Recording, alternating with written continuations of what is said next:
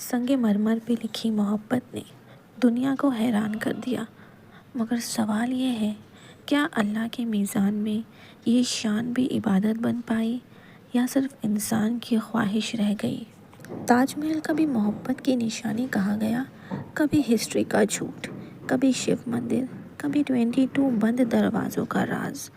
आज ताजमहल सिर्फ एक मॉन्यूमेंट नहीं रहा, बल्कि एक बैटलफील्ड बन चुका है, जहां इमोशंस, पॉलिटिक्स, व्हाट्सएप फॉरवर्ड्स और अधूरी हिस्ट्री आपस में टकरा रही है।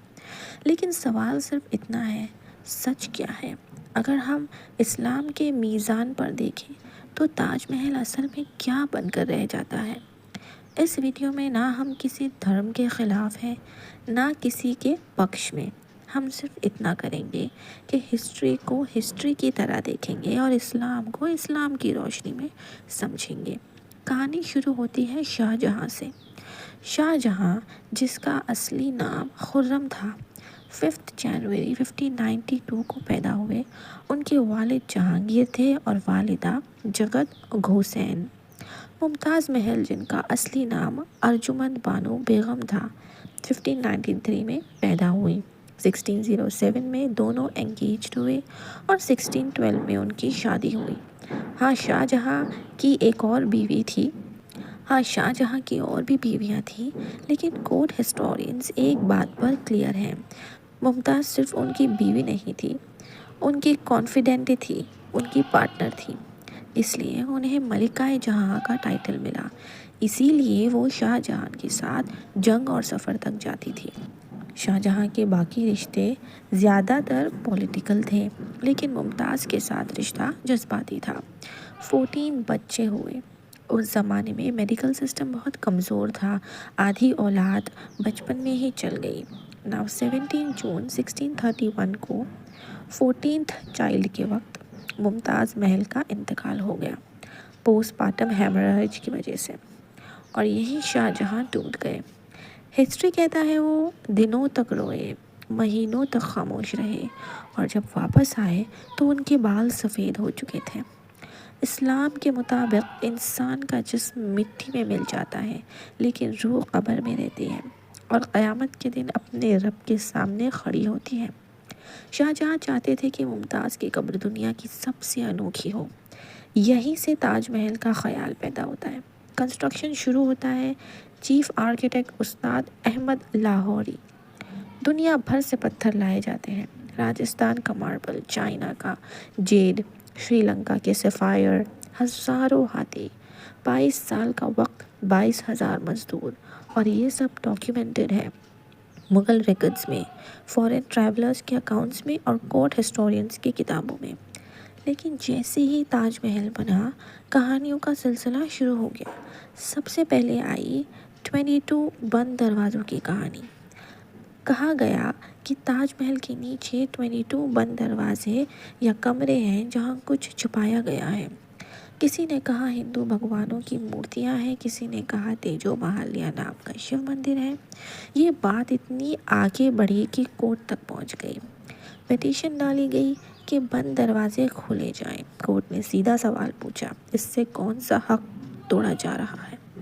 और फिर ASI ने कहा, सच बताया, ये कमरे नहीं है, ये एक कॉरिडोर है स्ट्रक्चरल सपोर्ट के लिए। हुमायूंस टॉम्ब में भी ऐसा ही है, सफदरगंज टॉम्ब में भी ऐसा है। ASI स्टाफ रेगुलर सफाई करता है, अंदर कुछ भी रिलीजियस या सीक्रेट नहीं है। टूरिस्ट प्रेशर से बचने के लिए एरिया बंद रखा गया।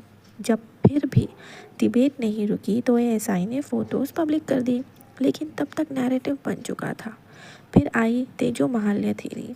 इस थ्योरी का सोर्स एक ही नाम है, PN ओक। ना हिस्टोरियंस ना आर्कियोलॉजिस्ट। उनका मुताबिक ताजमहल शिव मंदिर था, वेटिकन हिंदू टेम्पल था, क्रिश्चियनिटी कृष्णा से आई, इस्लाम और जुडाइज़म भी हिंदुइज़म से निकले। सुप्रीम कोर्ट ने उनकी बातों को मिसकंसीव्ड कहा और उनकी PIL डिसमिस कर दी। लेकिन जब व्हाट्सएप आया तो फिक्शन ने हिस्ट्री को लिबास बनाकर पहन लिया। राजा जय सिंह का नाम यूज़ करके कहा गया कि उनका मंदिर छीन लिया गया। सच ये है कि राजा जय सिंह और शाहजहाँ के रिलेशंस बहुत अच्छे थे।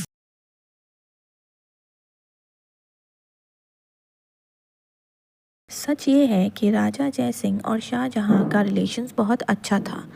لینڈ زبردستی نہیں لی گئی تھی، ایکسچینج ہوئی تھی۔ 28 دسمبر 1633 کا ریکارڈ آج بھی جے پور سٹی پیلس میں موجود ہے۔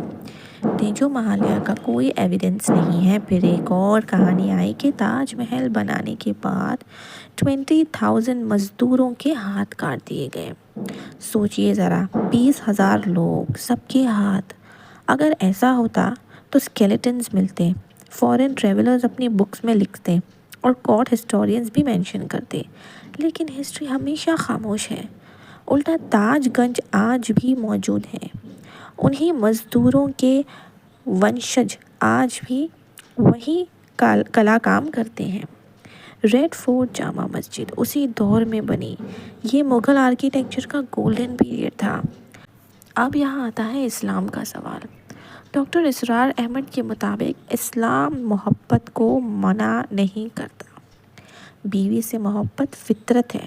شاہ جہان کا غم انسانی تھا، لیکن اسلام حدود سکھاتا ہے۔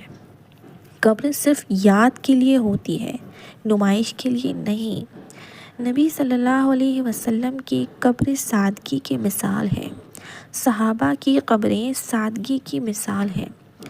اسراف اسلام میں سخت ناپسند ہے۔ جب قبر روحانی مرکز بن جائے تو شرک کا خطرہ شروع ہوتا ہے۔ اب سب سے گہری بات، بادشاہوں کا اسلام اور نبی صلی اللہ علیہ وسلم کا اسلام اکثر ایک جیسا نہیں ہوتا۔ شاہ جہاں مسلم تھے، لیکن تاج محل اسلام کا آئیڈیل نہیں ہے۔ آج تاج محل ایک آرکیٹیکچرل مارول ہے، ورلڈ ہیریٹیج سائٹ ہے، ہسٹری کا حصہ ہے، لیکن اسلام کا سمبل نہیں۔ اسلام کا سمبل قرآن ہے، مسجد ہے، اخلاق ہے، انصاف ہے، ماربل کا گنبد نہیں۔